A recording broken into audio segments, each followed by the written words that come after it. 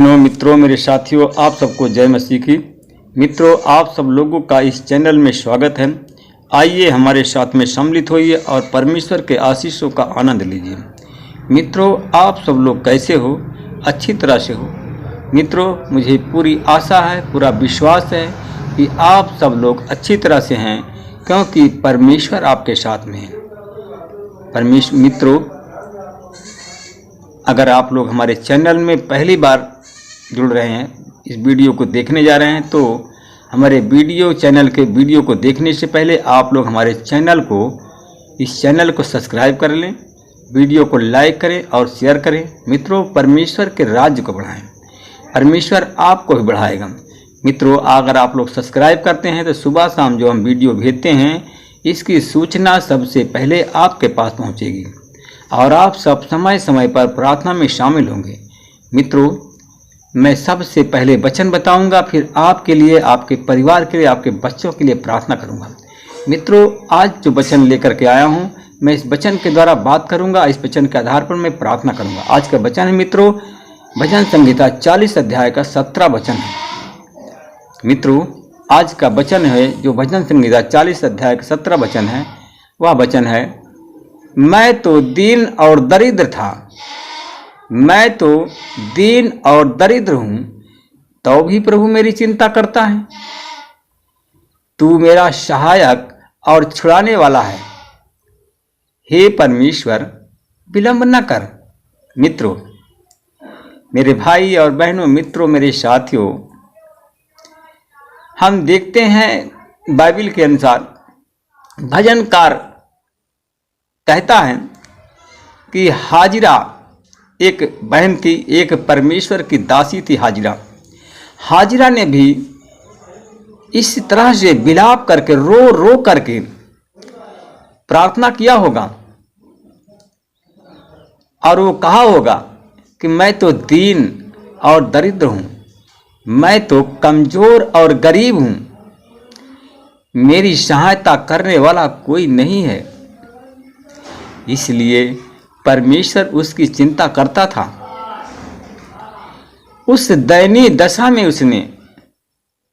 उससे प्रतिज्ञा किया। मित्रों, उसने प्रतिज्ञा किया कि मैं तेरी सहायता करूंगा। मित्रों, हम उत्पत्ति का 16 अध्याय का 10 और 11 वचन को देखते हैं। लिखा है कि मैं तेरे वंश को बढ़ाऊंगा, यहाँ तक कि बहुतायात के कारण कि कोई उसकी गणना ना कर सकेगा, कि मैं इतना तुम्हारे वंश को बढ़ाऊंगा, इतना इतना अधिक बढ़ा दूंगा कि कोई उसकी गिनती ना कर सकेगा। और कहा कि देख, तू गर्भवती हुआ है और पुत्र को जन्मेगी। मित्रों, मेरे प्रिय भाई और बहनों, मेरे साथियों, मेरी प्रिय बहनों, क्या आप दीन स्थिति में हैं? मेरे भाई, आप भी बताइए, क्या आप दीन स्थिति में हैं? क्या आप गरीबी हालत में हैं? क्या आप कमजोर स्थिति में हैं? मित्रों, आप बताइए, क्या आप बीमारी के कारण, गरीबी के कारण इतना दब गए हैं कि पूरी तरह से निराश हैं? मित्रों, अगर आप निराश हैं तो परमेश्वर आपके भविष्य के लिए एक निश्चित योजना बना रहा है। मेरे भाई और बहनों, परमेश्वर भला है और इसलिए कि वो आपकी भलाई करना चाहता है। परमेश्वर आपके भविष्य को बनाना चाहता है। मित्रों, इसलिए वो आपके भविष्य के लिए एक योजना, निश्चित योजना बनाई है। हम इब्रानियों की पत्री 10 अध्याय का 9 इस वचन है, जब आप उसे विनती करेंगे तो वह आपको किसी भी घटी के बिना अद्भुत रूप से आपकी अगुवाई करेगा, अद्भुत रूप से आपको रास्ता बताएगा। मित्रों, मैं एक विशेष बहन के बारे में, मैं जो कुछ जानता हूं वह आपको मैं बताऊंगा। मित्रों, मैं उस बहन के बारे में जो मैं जानता हूं उसके बारे में मैं आपको बताऊंगा कि उस बहन की प्रार्थना परमेश्वर ने सुनी थी। परमेश्वर उस बहन की प्रार्थना सुनी थी और परमेश्वर ने उनकी प्रार्थना का उत्तर भी दिया था। मेरे प्रिय बहनों, भाइयों, मेरे दोस्तों, हम देखते हैं कि एक बहन थी कि जिसके बारे में हम जानते हैं, और उस बहन के बारे में हम आपको बताएंगे। मेरे भाई और बहनों, मित्रों, ये गवाही है कि मित्रों, मेरे साथियों, हम इस गवाही के बारे में आपको हम बताएंगे। ये गवाही है बाढ़ की स्थिति में। हाल ही में उत्तर प्रदेश के राज्य में हुए भयंकर बाढ़ और भूस्खलन की एक ऐसी ऐतिहासिक तबाही और मलबा लाया।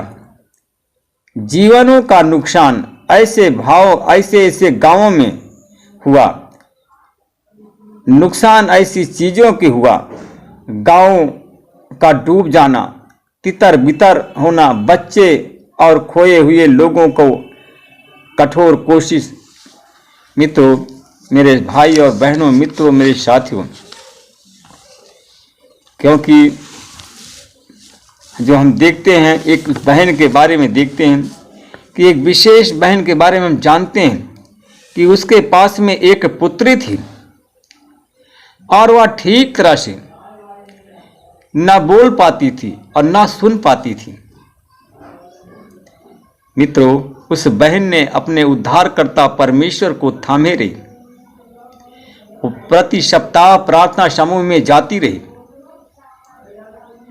और परमेश्वर से प्रार्थना करती रही, क्योंकि उसकी पुत्र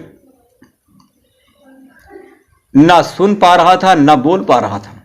मित्रों, उसने अपने संतान के लिए प्रार्थना करना शुरू कर दिया। एक दिन माँ और बेटी दोनों प्रार्थना घर में गए और कार्यक्रम को, जो वचन बताया जा रहा था, वो लोग सुन रहे थे। प्रार्थना के समय जब उसने उस विषय के लिए प्रार्थना हो रही थी और उस पास्टर उस विषय के लिए प्रार्थना कर रहा था, जो गूंगे हैं बोलते हैं और बहरे हैं वो सुनते हैं। मित्रों, गूंगों और बहरों के लिए वह प्रार्थना उस पास्टर कर रहा था। मित्रों, दोनों ने विश्वास के साथ में प्रार्थना की, दोनों ने विश्वास के साथ में बैठे थे। परमेश्वर को स्थिरता से उसने पकड़ लिया था और उसी पल उनके चारों तरफ के रहने वाले लोगों को चकित करने वाले के लिए परमेश्वर ने उसके बेटे की जीभ को स्पर्श किया और उसके संतान के जीभ को स्पर्श किया और उसके कानों को स्पर्श किया। मित्रों, तुरंत वहाँ ठीक तरह से बोलने लगा और ठीक तरह से वो सुनने लगा। मेरे भाई और बहनों, मित्रों, मेरे साथियों, जब वो प्रार्थना में थे और ऐसे आश्चर्य काम को देखकर, ऐसे चमत्कार को देख करके उसने वहाँ पर गवाही को बांटा। इसके बावजूद उसने अपने संतान को पढ़ने के लिए स्कूल में, इंग्लिश मीडियम स्कूल में दाखिल कर दिया, क्योंकि उसकी माँ को भी इच्छा थी और उसके बच्चे को भी इच्छा थी कि मैं अच्छा स्कूल में पढूं। उसने इंग्लिश मीडियम स्कूल में उसको दाखिला करवाया। उसके पिता माता, मित्रों, एक साधारण ऑटो ड्राइवर थे। मित्रों, उसके माता पिता एक साधारण से ड्राइवर थे, ऑटो रिक्शा के ड्राइवर थे, और विश्वास के द्वारा प्रार्थना ने उसके संतान पर आशीष लाया, और जिसने औसत अंक पाने के बावजूद भी उसे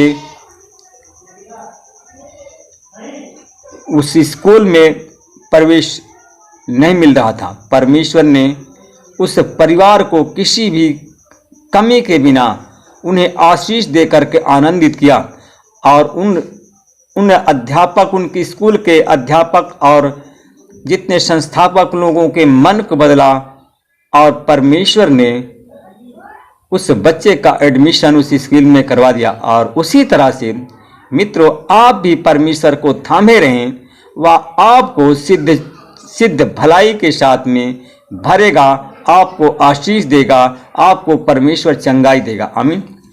मैं आपके लिए, आपके परिवार के लिए प्रार्थना करता हूँ। अगर आपको ज़रूरत है शांति की, चंगाई की, तो आप लोग भी प्रार्थना करें।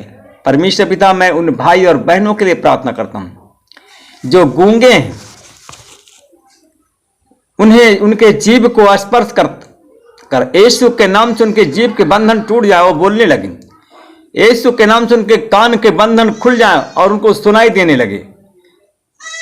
उनके बंद कान को खोलता हूं और बोलने की सामर्थ देता हूं यीशु के नाम। मैं उन भाई और बहनों के लिए प्रार्थना करता हूं जो लंगड़े हैं, प्रार्थना सुन रहे हैं, देख रहे हैं, चल नहीं पा रहे हैं, जो लंगड़े हैं, और यीशु के नाम से वो चलें। जो बिस्तर पर लेटे हुए हैं और यीशु के नाम से उठ के बैठ जाएं बिस्तर से और चले फिरे। मैं उन भाई और बहनों के लिए प्रार्थना कर रहा हूं जो लोग बीमार हैं, बेड पर पड़े हुए हैं, यीशु के नाम से उठें और यीशु के नाम से वो चंगे हो जाएं। जिनके पास में बच्चे नहीं हैं, वो बहन गर्भ धारण कर लें। मैं उनके लिए प्रार्थना करता हूं जो लोग कैंसर के रोगी हैं, कैंसर के रोग के श्राप के बंधन को तोड़ता हूं और कैंसर के रोग से चंगाई की आशीष बोलता हूं। गांठ कैंसर, ब्लड कैंसर से वो चंगे हो जाए। मैं उन भाई और बहनों के लिए प्रार्थना करता हूं जिनको टीबी की बीमारी है, इस्नोफीलिया की बीमारी है, पीलिया की बीमारी, इन सारी बीमारी के बंधन को तोड़ता हूं और यीशु के नाम से उनको स्वस्थ करता हूं। मैं उन भाई और बहनों के लिए प्रार्थना करता हूं जिनको सांस के रोग, अस्थमा का रोग है, इन सारी बीमारी से चंगाई की आशीष बोलता हूं। जिनको परमेश्वर पिता संतान ने संतान दे करके आशीषित करे। इस प्रार्थना को मैं यीशु के नाम से मांगता हूं। आमीन। मित्रों, आप सब लोगों को परमेश्वर आशीषित करते हैं, तो आप लोग हमारे चैनल को सब्सक्राइब करना ना भूलिएगा। आमीन।